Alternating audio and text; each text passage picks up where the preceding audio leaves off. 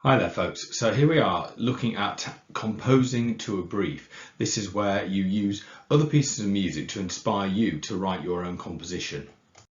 So most Year 9s would lack the experience to just write a composition straight from scratch. We need a starting point, we need something else to inspire us so we know where to begin and then how to develop our piece. The other thing is that throughout music history, composers have always been influenced by other composers, and they've always taken pieces of music in existence as the inspiration for new music. So all we're doing here is continuing with what has been a very long-standing tradition within musical composition. So a composition brief is where you have a series of instructions or starting points that focus you on your composition, and it could include any of the following. So starting information might be that you have decided your instrument you're going to use, the time signature, number of beats in the bar, the tempo, how fast or slow the music's going to be, the key signature, so that's kind of the scale and the sharps and flats you're going to use, and then the tonic note, the starting and ending note of the scale. And then you might also decide in advance certain musical ideas that you want to use. You might have in mind some patterns or shapes. So it could be a particular melody shape, a particular harmony or accompaniment pattern, or a rhythm pattern that you want to use. Where do you get these ideas from? How do you know what these ideas might be to start with? Well, you copy them or borrow them or tweak them from an existing piece of music. So you're not thinking of these things from scratch. You're coming up with these ideas having heard them somewhere else first. So using the class notebook, we're going to investigate 3 possible starting points to inspire you to write your own music. One is to do with a particular time of the day. Then the second one is the use of flying music in films. And the third one is the appearance of animals in music. And what you can do is listen to a range of different pieces from these 3 themes, and then choose one theme and one piece to listen to in more depth. Then there are some questions to answer about the piece you've chosen. These answers provide the basis of your composition brief. So I'm asking you questions to get you thinking about the music you've listened to, and you make a note of your answers, and then these answers provide you with your composition brief starting point. So what I've done here is chosen the time of day starting point as my theme. And I've then chosen in particular Beethoven's Moonlight Sonata. So there's a possibility you need to listen to the piece in full. You could also go on YouTube and watch and listen to world famous pianist and conductor Daniel Barenboim discuss the piece. There's a 5-minute video of him discussing the piece's origins. But let's for a moment have a little listen to some of this music. So we're investigating Beethoven's starting points. Keep in mind all the time what a composition brief is. The reason we're looking at Beethoven's starting points is because we want to use these starting points from Beethoven to generate our own. So we've got firstly slow tempo. Adagio sostenuto means slow and sustained, with 45 beats a minute. That is really slow speed. And then importantly also 4 crotchet beats in a bar, 4/4 time signature. Then the second thing is to investigate Beethoven's key signature. So these are the sharps or flats that he uses in the music. He's got a key signature of C sharp minor, which is quite a complicated one, and you might not want to use one as complicated as this. The important thing to acknowledge is that Beethoven has one there. He uses a key signature. Remember, the key signature generates for you a scale, series of notes that ascend and descend, and also tells you the most important or tonic note in your piece. In this case, because Beethoven's scale and key signature is C sharp minor, C sharp is Beethoven's most important note in the music. And you can see here C sharp in the left hand at the start, and then in the middle of these patterns of quavers here, these are all C sharps as well. So it's a really prominent note throughout the piece. Other things to note about Beethoven's starting point is he starts off the piece very soft. His dynamics are soft. Sempre pp e senza sordini. We'll not worry about the senza sordini bit, that's to do with piano pedaling, we'll look at that in a minute. But sempre pp, sempre pianissimo. Sempre means always, always pianissimo, always very quiet.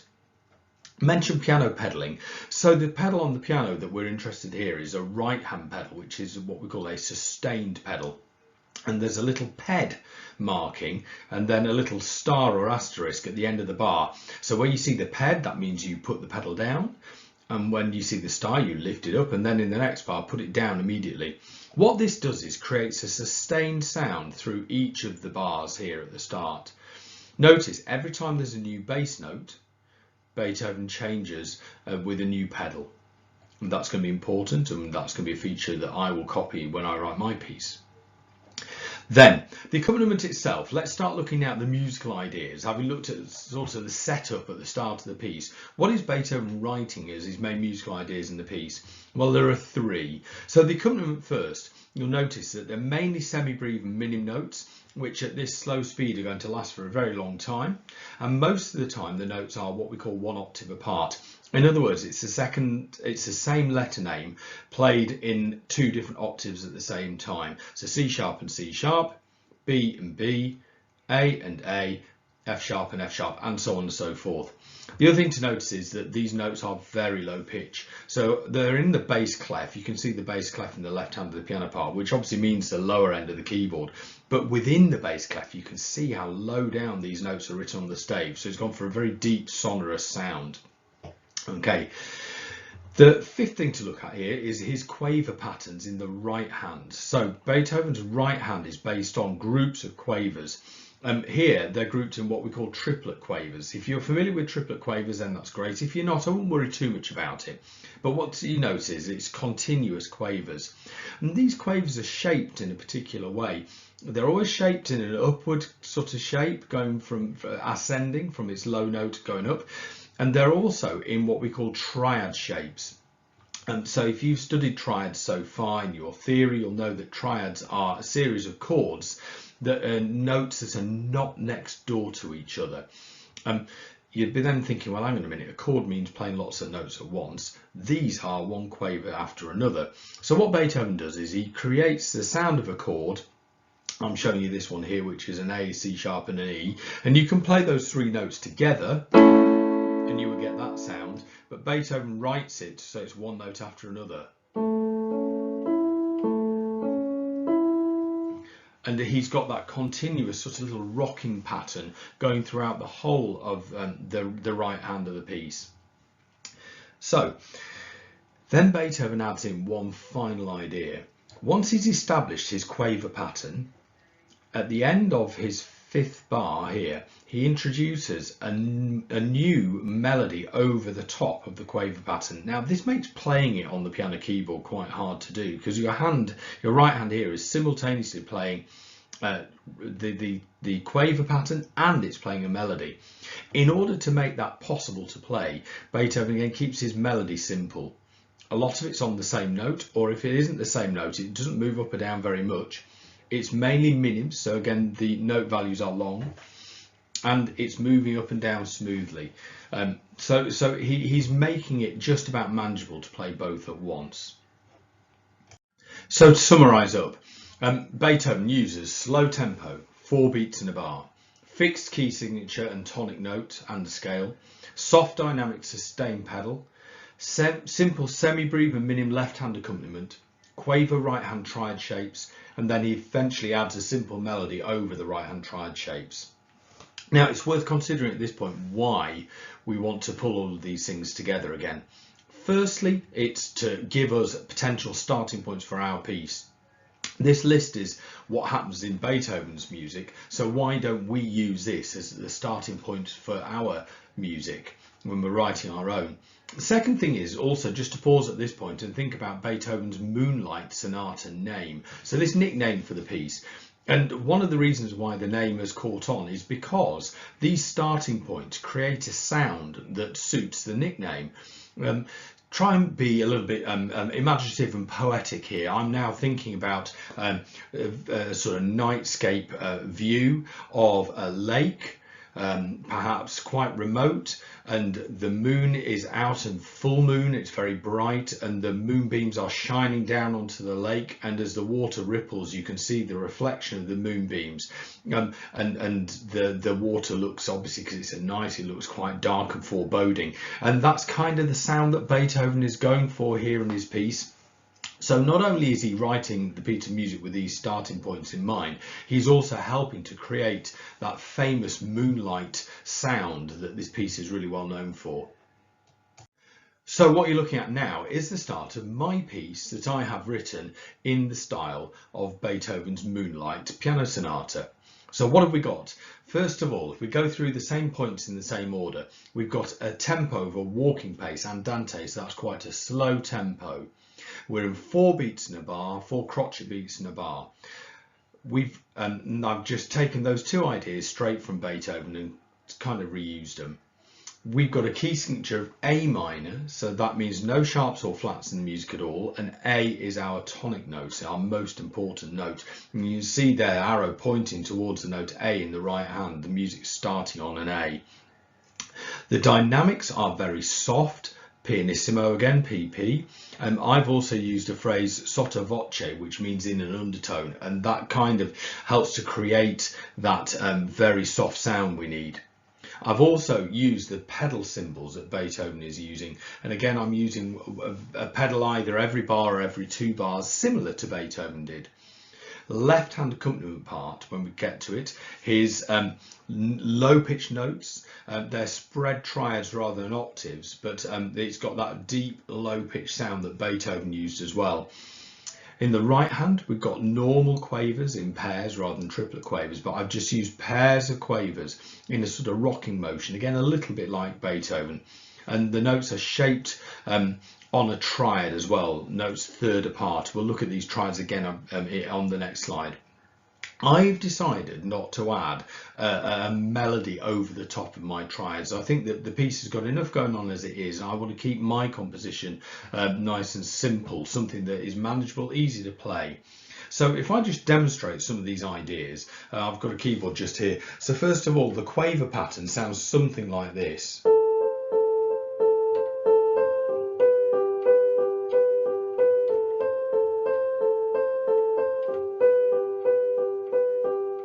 So that's my right hand quaver pattern.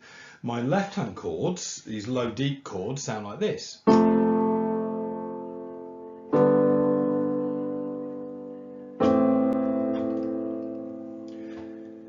Now, does it sound exactly like Beethoven's Moonlight Piano Sonata? No, absolutely not. But I've created a unique piece that has my own personal sound, but I've taken all of the starting points from Beethoven, put them into my own sort of style and come out with a piece that is based on Beethoven's but is my own piece. And this is what we're trying to do with the starting points. It's not copying, it's not cheating, it's being inspired by something else and then creating your own version of the same piece.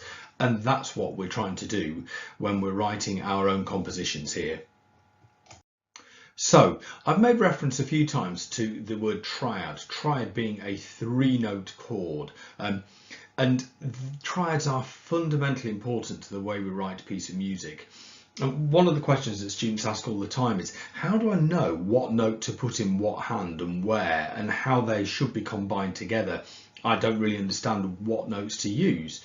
So this is my attempt at explaining that for you. First of all, we need to understand that the key, the scale and the triads that we use is what really matters and makes this work. But before we talk about those, there are 2 further terms to think about. One is consonant or consonances, and the other is dissonant or dissonances. And those 2 words are kind of musical opposites. So I've got 4 examples of chords here, 3 notes played at once. The first one is a triad, a consonant sound, and triads are designed to create a sort of pleasant sound, if you like. In musical history, they've been known as an enjoyable sound to listen to. So here is the first triad, the ACE one. Sounds like that. And then all I've done, the second example, is rearrange the same notes but in a different order, move the E to be the lowest note. And those 2 sounds are consonant. And by writing using triads, what it means is that when you're combining layers of sound together, say the right hand and the left hand on the keyboard, if you stick to notes within the same triad at the same time as each other, then your music's going to kind of sound okay, it's going to work. Secondly, we've got examples here of what are called dissonances. So dissonances are where you don't use triad shapes, and what you end up doing particularly is using shapes of notes that are what you might call neighbour notes or next to each other. So an A and a B being neighbour notes, And look, this is what they look like in the music. And then here you can see that I've got a D and an E. So what I've done here is I've taken the existing triad shape and I've kind of mucked about with the middle note and moved it. So have a listen to the A, B, E triad first of all. And then the A, D, E triad. So those triads are dissonant, and what makes them dissonant or clashing sounding is the fact that there's the A and the B together or the E and the D together, and that creates that dissonant sound. Dissonances can be used in music and they can sound very, very good, but you really need to know what you're doing with them and how to control them before you let yourself loose using loads and loads of dissonances. So consonant sounds like triads are probably in your music the ones to go for. So what I've done for you here is I've combined bits of my music with some of the important theory information about my piece. First of all, here you can see I've written out a scale of A minor going A, B, C, D, E, F, G, A, ascending. A is my tonic note and the scale starts and ends on A. Then I've written the same scale out again here, but this time for each note in the scale I've then added 2 more to create my triad sound. And you've then got a series of 7 different triads or building blocks you can use in your music. The most important one being the triad of A, C, E, because that triad is based on A, the tonic note of your music. When you're building triads, you build from the bottom upward. So the A is the root of the triad. Now, what you can see now is my right hand of the start of my piece of music. This is the start of the same music that I showed you on the previous slide, uses the notes A and C.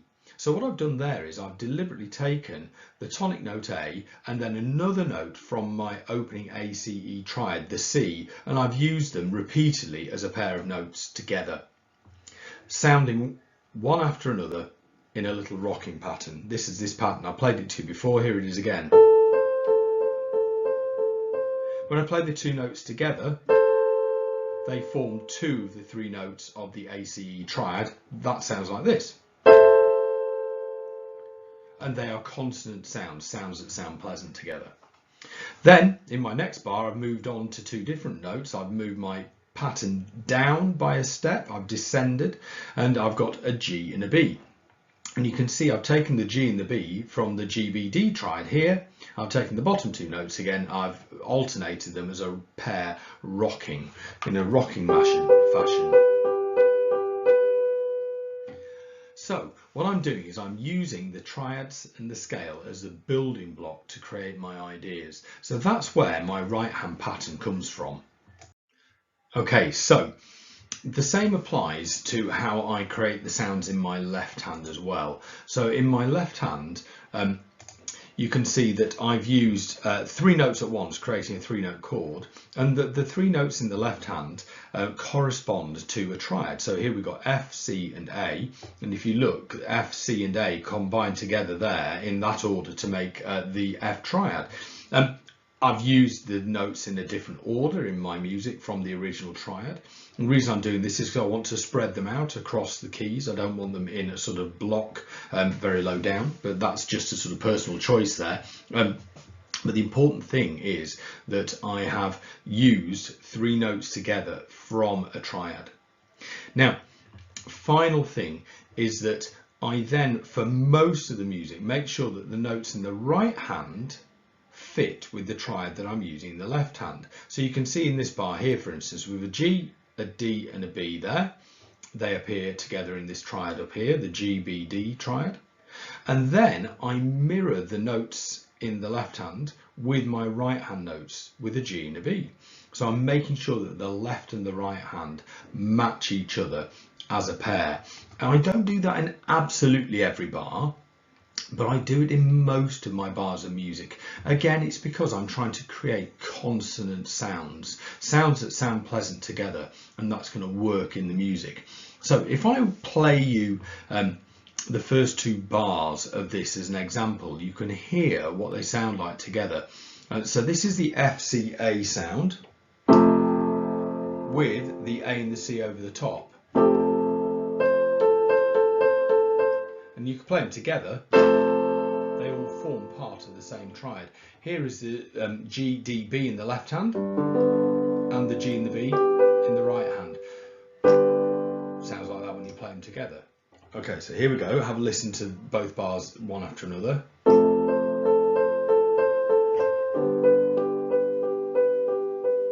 And as a pair of left hand, right hand as two bars, they work very nicely together. I thought it'd be interesting now if I illustrate what it sounds like if you don't write the right and left hand sounding fine together.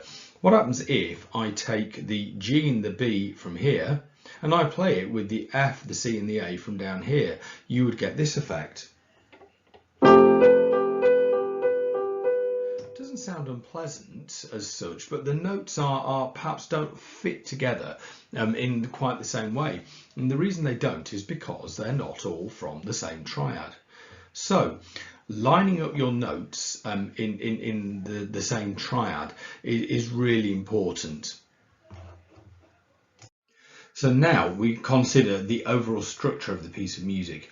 When you're starting out, it's obviously very difficult to know how long the piece is going to last for. You can't have a certain number of bars already pre-planned in your mind, but you can kind of have an idea of a rough order or structure of ideas.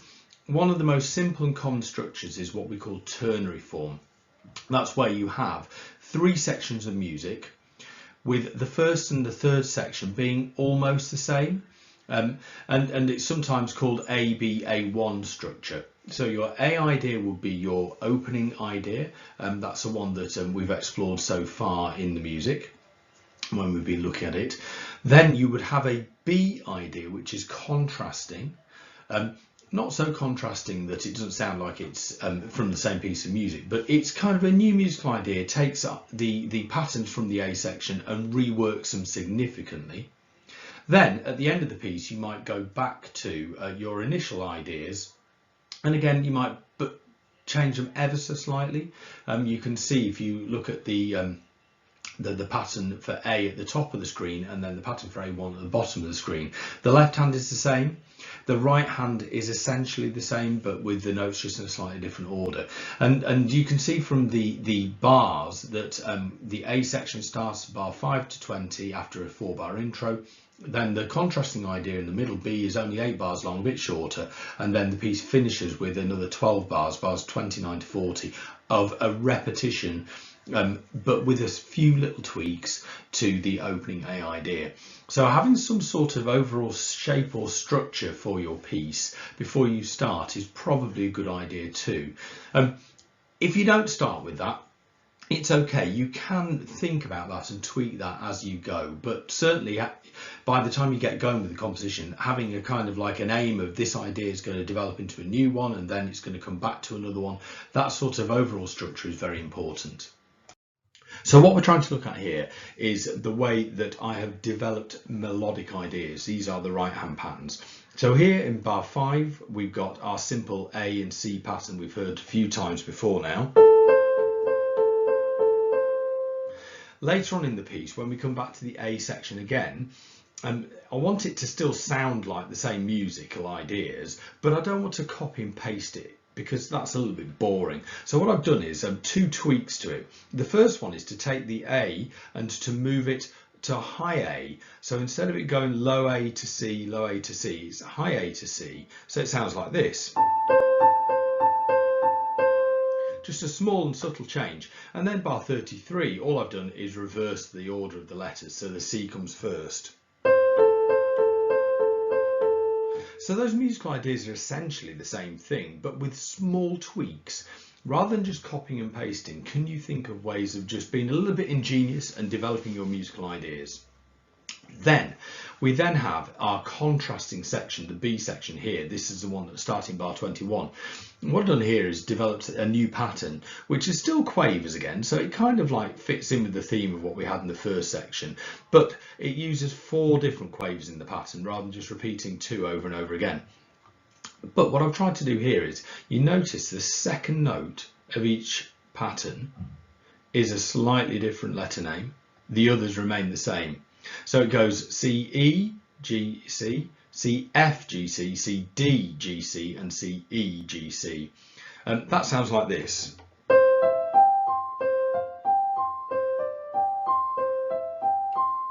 It's just a way of making the piece sound slightly different and be a bit more adventurous with the melodic ideas. I could simply have taken the first 4 notes and repeated that pattern 4 times in a row.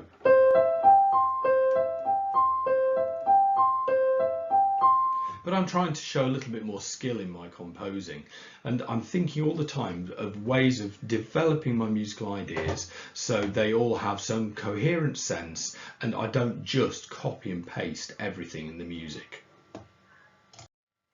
So we started with Beethoven's Moonlight piano sonata. That was our starting point, writing a piece of music at the time of the day.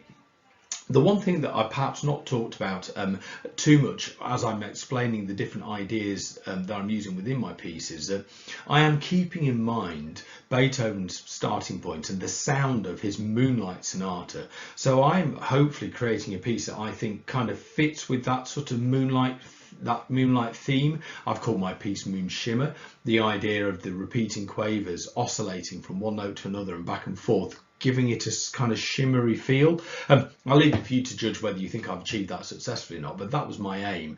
Having that sort of aim, that target to create a piece that sounds like a time of the day, or sounds like flying from a film, or sounds like an animal. I think that all of those things are really important in shaping your ideas.